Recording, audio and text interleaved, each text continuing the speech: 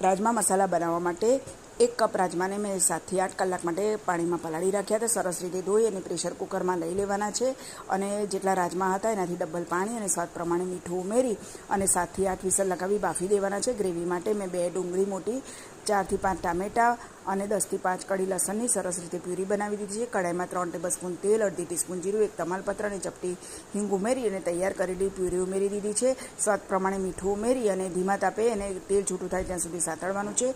1 tablespoon લાલ મરચું powder, 1 tablespoon ધાણા જીરું પાવડર, અડધી ટીસ્પૂન હળદર અને અડધી ટીસ્પૂન ગરમ મસાલો ગ્રેવી સંતળાય પછી ઉમેરી અને મસાલા સાથે ગ્રેવીને ફરીથી સાંતળવાની છે. રાજમા પણ સરસ બફાઈ ગયા છે તો ગ્રેવી સરસ રીતે સંતળાય મસાલા સાથે પછી આપણે તૈયાર કરેલા એટલે કે બાફેલા રાજમા ઉમેરી દઈશું અને ધીમા તાપે એને સરસ રીતે 10 મિનિટ માટે ઉકળવા દઈશું અને ત્યાર પછી 10 મિનિટ પછી કસૂરી મેથી અને કોથમીર ઉમેરી દેવાની છે અને રાજમા મસાલા તૈયાર છે.